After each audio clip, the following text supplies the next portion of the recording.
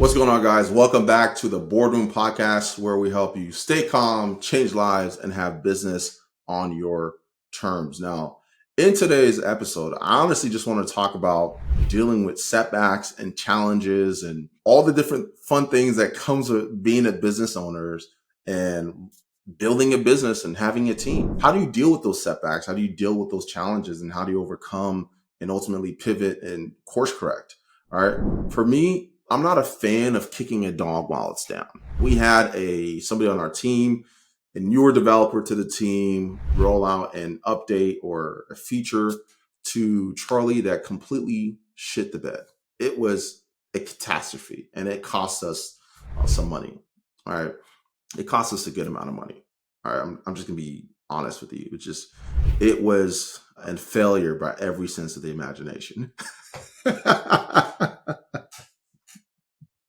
And for me, when things aren't going the way that we need it to, or if you're underperforming and I feel or get the sense that you're not taking it as seriously as you should, I will make your work experience extremely uncomfortable in the most respectful way possible, because I'm what I like to call tastefully aggressive. Tastefully aggressive.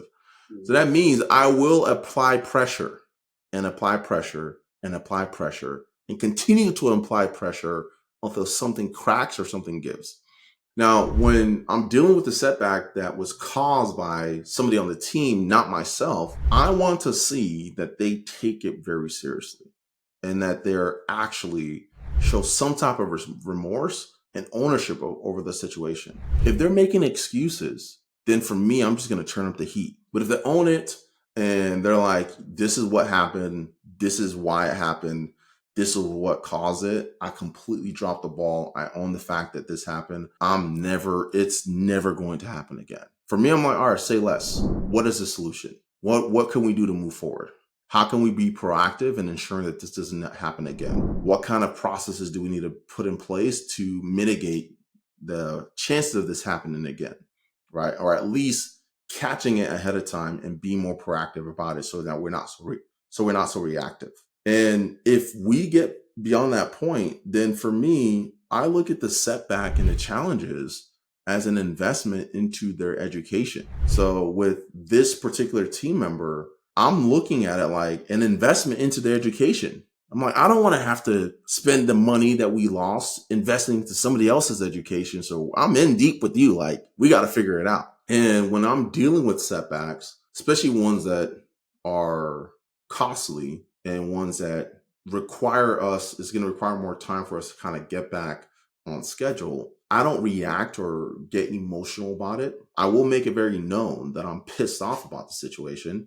I'm not happy with the situation at all. And if I had it my way, I'd probably kick you in the nuts. But I'll be very honest with you because I want you to know how I'm feeling about the current circumstance. But what I make sure to do is I divorce my feeling from the circumstance and I separate it for how I feel about the individual. Like, as far as you're concerned, I still believe in you. I have your back. I want you here. I want you a part of the team. I believe in you. And I want you to be on the bus, right? I want you to have a seat on the bus. I want you to continue to help us move forward. Here's how I feel about the current situation. Separate from you. This is not how I feel about you. This is how I feel about this situation.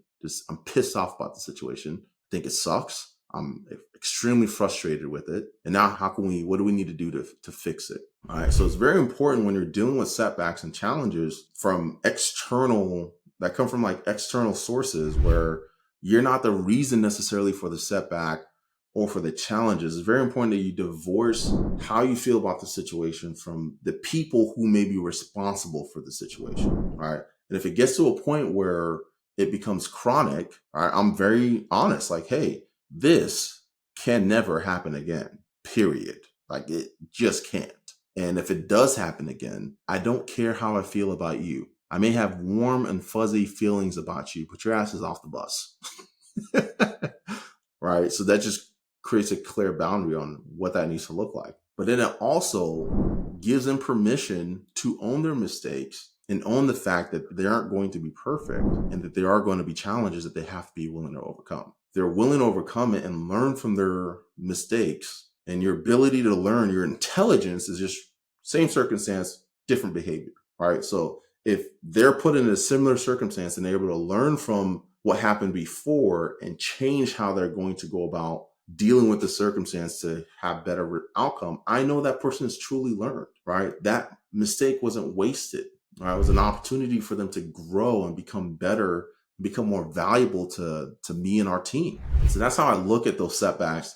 That's how I look at challenges. I look at them as an opportunity for either me to get better, right? If I was the cause of the setback or the challenge, or if I just failed miserably, I look at it as an opportunity to get better and look at it as an opportunity to become more valuable. Or if somebody on my team causes setback or the challenge, depending on their attitude about it, again, really depends on their attitude about it. Do they own it? Are they remorseful? Are they making excuses? Or are they like really being open and honest and vulnerable about what caused it, how they dropped the ball, and what they need to do to fix it? And then have they also become proactive and think through solutions on what can be changed and what can be implemented or what can be solved to move forward? And if they display those things, then I looked at the challenges and the setback that was caused by them as an investment into their growth and as an opportunity for them as they grow to become more valuable to my team and to my organization, right?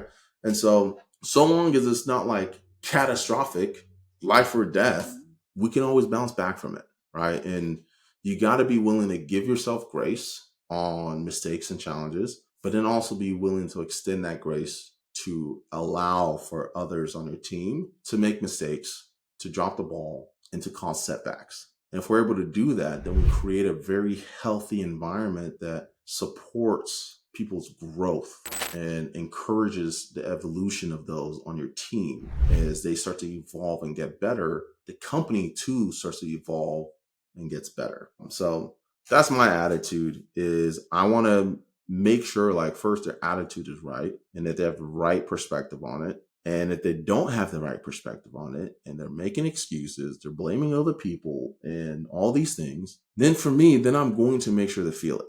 All right. I just kind of name it. I'm going to make sure you feel it and you feel extremely uncomfortable. And I will try to break you if you are stubborn, prideful about the situation. But if you come and you're like very remorseful and you're just humble and you own it and you're ready and you're proactive about finding solutions and ways to better this situation and remedy the situation, then I'm like, dude, give me a hug. Let's figure this out. Don't do it again, or I'm going to have to kick you in the nuts or break your back or whatever it is. Like, don't do it again. But clearly you see the seriousness of the situation and you're wanting to be proactive.